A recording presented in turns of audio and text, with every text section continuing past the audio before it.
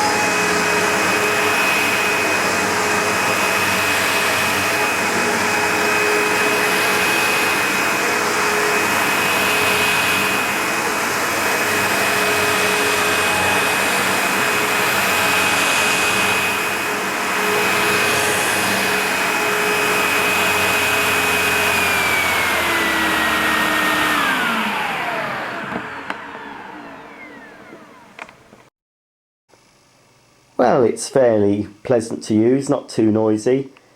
It's groomed the pile. It's a very short pile carpet, but you can see it has groomed. Well, I can see anyway, it's groomed it slightly. So it's fairly easy to use, but it's a 90s vacuum cleaner. Technology has progressed since this machine, but it's okay. Let's have a look at the cleaning tools then at the back. It's a little reminiscent of the Hoover Turbo Power 2, some slight similarities. You've got the hose end. This is a bit tricky, pulling it out here at the top, because the spill pickup tool here sort of stops the hose from coming out. So here we have the hose, and it's supposed to be a full stretch stair cleaning hose. Oops, nearly tripped over my satellite. I think that probably would reach right up the stairs. We'll give that a go. Very odd noise it's making. So that looks very short.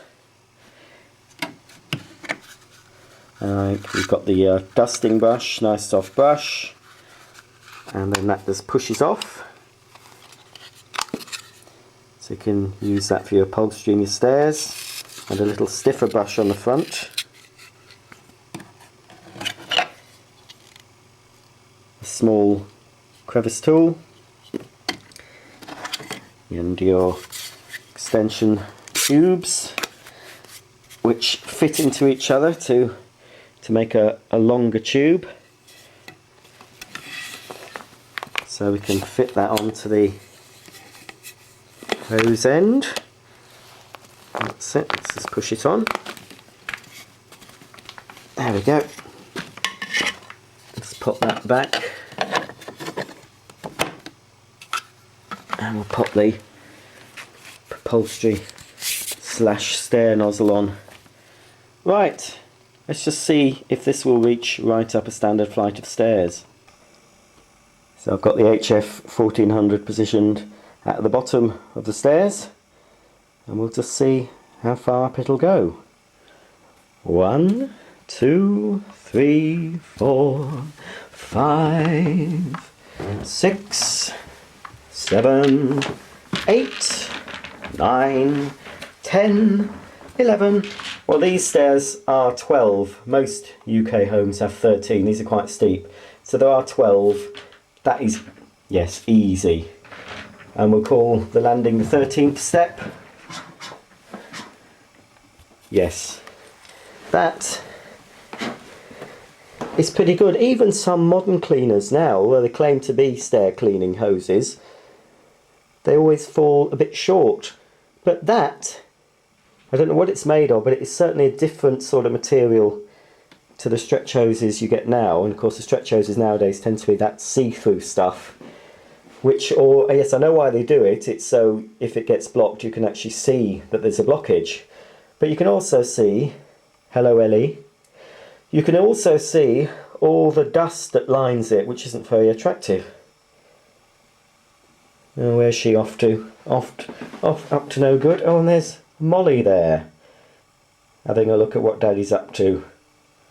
Can you see your face? You can see her face in the glossy black finish, I think. So, stair cleaning, yes it will do it. I'll just turn the machine on so we've got the suction and just see if it's going to fight back. Let's make sure it's on full power. Turn on.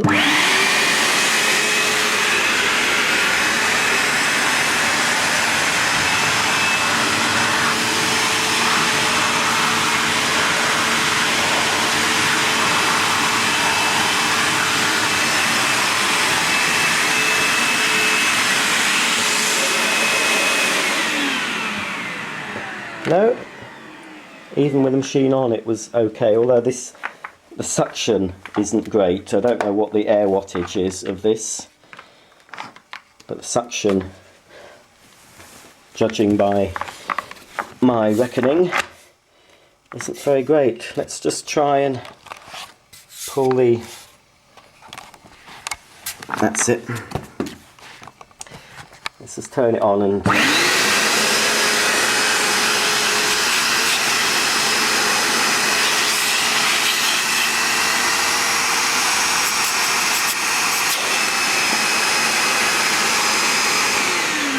Well, it did hold onto my hand, but it didn't take much.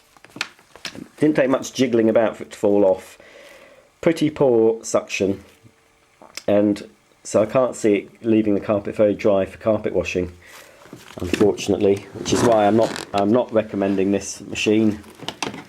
But as a piece of history, as something that's interesting, something that flopped really for Vax. But this is, at least comes from the period when Vax were UK made. They became very successful with their orange tank style carpet washer. Certainly in the 90s it really took off. I had one of the earlier models, the 121 I believe. In the 80s, the late 80s, no it wasn't the late 80s actually. It's probably about the mid-80s. No, it was the early 80s. I think it was 83, 84. I had got my first Vax, the traditional orange one. It didn't even have a see-through washing head. It was a white washing head. So you couldn't actually see the solution coming out on the earlier models, and it had a white hose, I believe. So, there we go. That's just a quick overview of the Vax for tool use and carpet cleaning. So now we're going to set it up as a carpet shampooer, which is what makes this cleaner rather different from any other upright.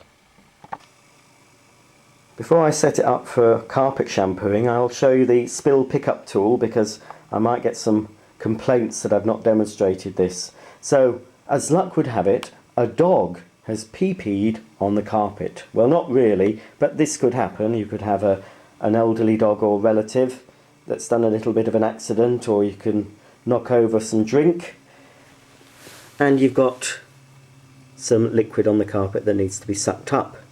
So you don't have to set the machine up for carpet shampooing. It's still set up in the normal upright mode, but all we've done is attached the spill pickup tool. Now it's got a maximum fill level there, and I believe it only takes 130 millilitres, so it's not a lot, but we'll just see how much of this liquid we can remove.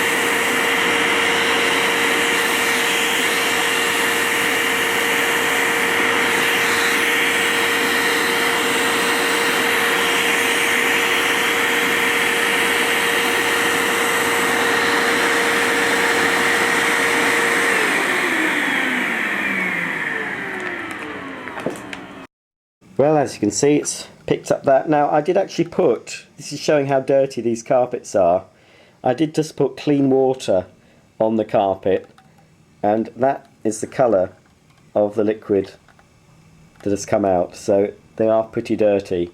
These carpets don't get shampooed quite as often as mine at home, so it'll be interesting to see how the machine performs on carpet shampooing. We've got a little filter there in the top of this. To empty it, there's a little button here. You press that in, and then you take out this end piece, and then that just tips down the sink or into your loo. So that's the spill pickup tool. Let's set the cleaner up now for carpet washing. Right, so I'm now ready to set this machine up for carpet washing. I filled the clean water tank with warm water and carpet cleaning solution. The instructions are a bit vague, so I had to measure how much water it took. It takes about 4 litres. So I'm using Vax Ultra solution in this, and that's 40 ml of solution per litre. So that's been done. The first thing to do is to remove the hose from the cleaner here, and then you just pop the hose on the top of the hook, the cord storage hook. Just lift the hose up here. Then we need to put the dirty water tank. There's a metal bracket here, so we need to put this metal bracket on top of the little bit at the bottom. That's it, that's in place. Then you want to divert the suction of the cleaner into here. So all you do is pop the hose into the top. I believe you do, but that's not staying in very well. Let's just have a...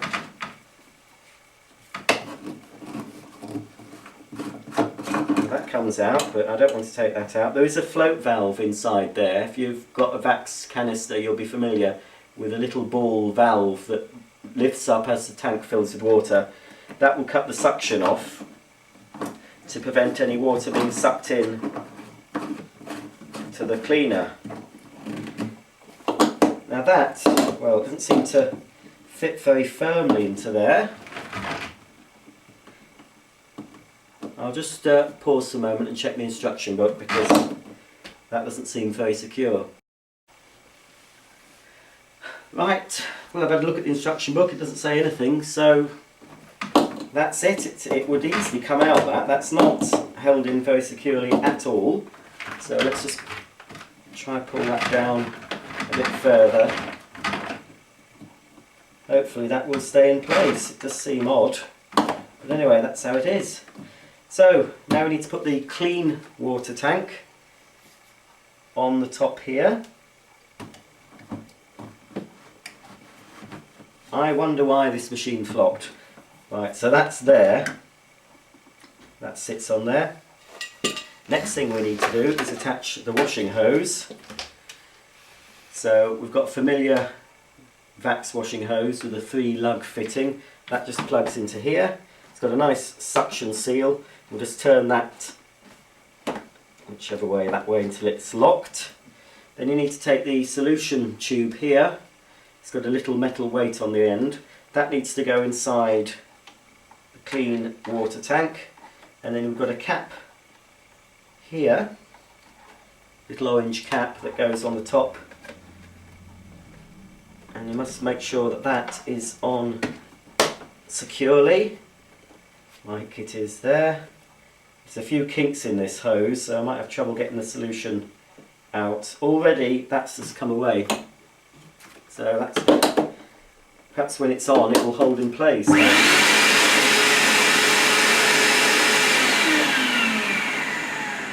It holds it a bit, but not very much. Just see what the suction's like through the hose. Not too bad. So at least the suction is getting to the end of the hose. So we need to attach now this tube. So that goes on to here. And then we've got to attach this solution pipe that just pushes in to the hole there on the handle, and then finally we attach the washing tool to the end of the tube, and then the pipe pops into the top.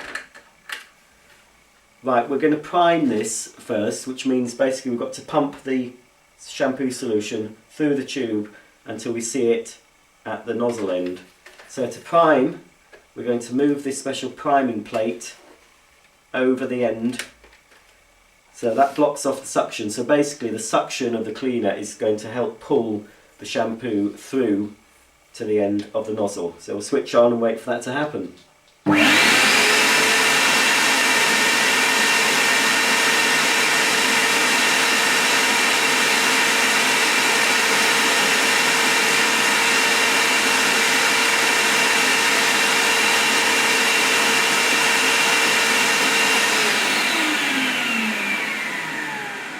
Right, that was quicker than I thought. It does help if you turn the bit of water liquid coming out. It does help if you actually turn the nozzle on.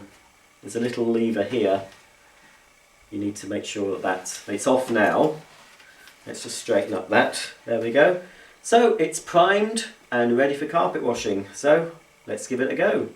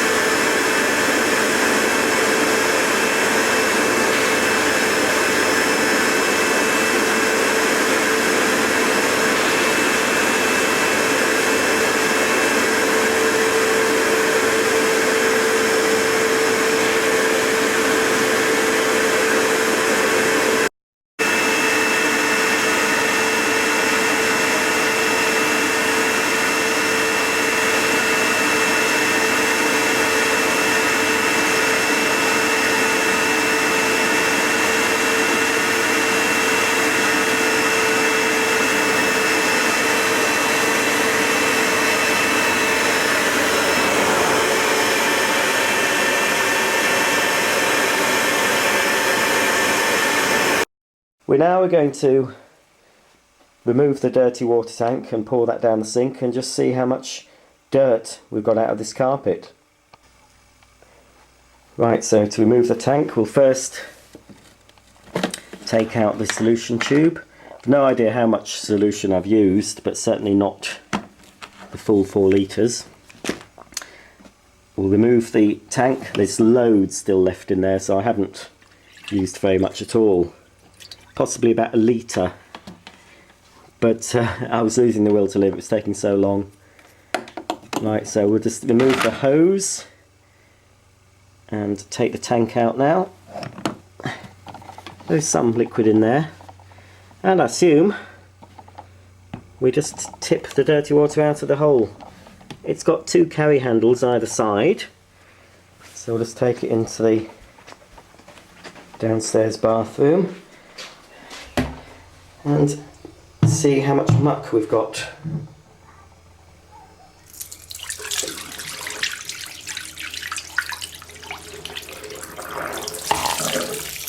Well, you know, that's done quite a good job. It's not done bad. For when this model came out, upright carpet washers weren't all that common. I think Hoover had the brush and wash out, which is the first upright carpet washer I owned, which was a very good machine, which is based on the Vax Oasis that I have now.